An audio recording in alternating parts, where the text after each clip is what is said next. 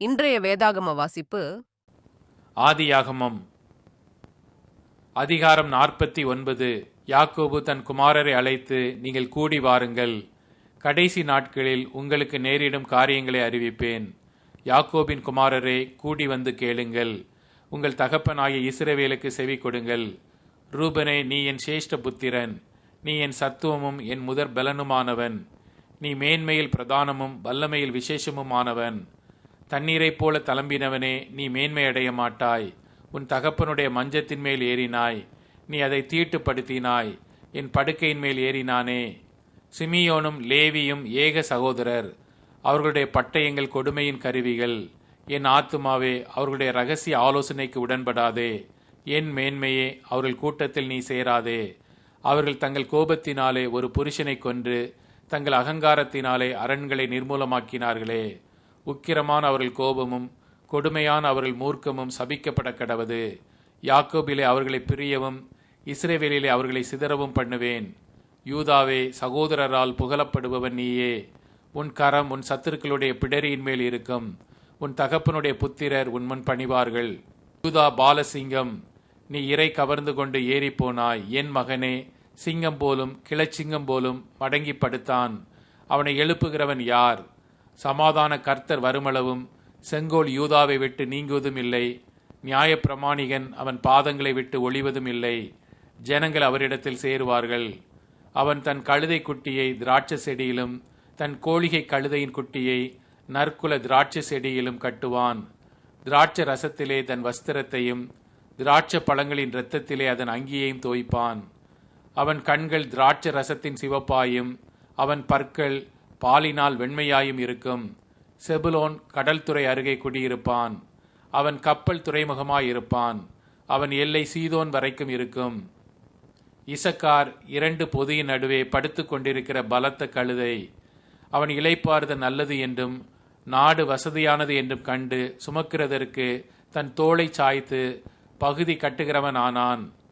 தான் இஸ்ரவேல் கோத்திரங்களில் ஒரு கோத்திரமாகி தன் ஜனத்தை நியாயம் விசாரிப்பான். தான் குதிரையின் மேல் ஏறி இருக்கிறவன் மல்லாந்து விழும்படியாய் அதன் குதிகாலை கடிக்கிறதற்கு வழியில் கிடக்கிற சர்ப்பத்தைப் போலவும் பாதையில் இருக்கிற விரியனைப் போலவும் இருப்பான். கர்த்தாவே, உம்முடைய இரட்சிப்புக்கு காத்திருக்கிறேன்.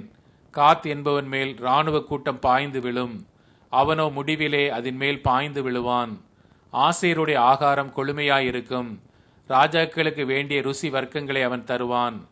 நப்தலி விடுதலை பெற்ற பெண்மான், இன்பமான வசனங்களை வசனிப்பான். யோசேப்பு கனிதரும் செடி, அவன் நீரூற்றண்டையிலுள்ள கனிதரும் செடி.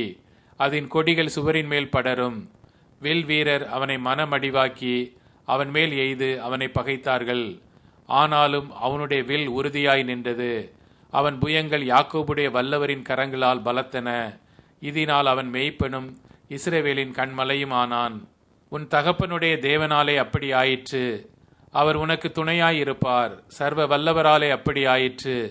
அவர் உயர வானத்திலிருந்து உண்டாகும் ஆசீர்வாதங்களினாலும் கீழே ஆழத்தில் உண்டாகும் ஆசீர்வாதங்களினாலும் ஸ்தனங்களுக்கும் கற்பங்களுக்கும் உரிய ஆசீர்வாதங்களினாலும் உன்னை ஆசீர்வதிப்பார். உன் தகப்பனுடைய ஆசீர்வாதங்கள் என் பிதாக்களுடைய ஆசீர்வாதங்களுக்கு மேற்பட்டதாயிருந்து நித்திய பர்வதங்களின் முடிவு மட்டும் எட்டுகின்றன. அவைகள் யோசேப்புடைய சிரசின் மேலும் தன் சகோதரரில் விசேஷித்தவனுடைய உச்சந்தலையின் மேலும் வருவதாக. பெண்ணியமீன் பீறுகிற ஓனாய் காலையில் தன் இரையை பட்சிப்பான், மாலையில் தான் கொள்ளையிட்டதை பங்கிடுவான் என்றான். இவர்கள் எல்லாரும் இஸ்ரவேலின் 12 கோத்திரத்தார். அவர்களுடைய தகப்பன் அவர்களை ஆசீர்வதிக்கையில் அவர்களுக்கு சொன்னது இதுதான். அவனவனுக்குரிய ஆசீர்வாதம் சொல்லி அவனவனை ஆசீர்வதித்தான். பின்னும் அவன் அவர்களை நோக்கி, நான் என் ஜனத்தாரோடே சேர்க்கப்பட போகிறேன். ஏத்தியனான எப்பேரோனின் நிலத்திலுள்ள குகையிலே என்னை என் பிதாக்கள் அண்டையிலே அடக்கம் பண்ணுங்கள் என்று கட்டளையிட்டு, அந்த குகை கானான் தேசத்திலே மம்ரேக்கு எதிராக மக்பேலா எண்ணப்பட்ட நிலத்தில் இருக்கிறது. அதை நமக்கு சொந்த கல்லறை பூமியாய் இருக்கும்படி ஆபிரகாம் ஏத்தியனாகிய எப்பேரோன் கையில் அதற்குரிய நிலத்துடனே வாங்கினார். அங்கே ஆபிரகாமையும் அவர் மனைவியாகிய சாராளையும் அடக்கம் பண்ணினார்கள். அங்கே ஈசாக்கையும் அவர் மனைவியாகிய ரெபேக்காளையும் அடக்கம் பண்ணினார்கள். அங்கே லேயாளையும் அடக்கம் பண்ணினேன். அந்த நிலமும் அதில் இருக்கிற குகையும் ஏத்தின் புத்திரர் கையில் கொல்லப்பட்டது என்றான்.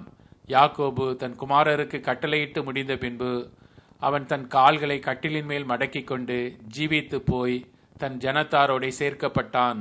கர்த்தர் உங்களை ஆசீர்வதிப்பாராக. ஆமென்.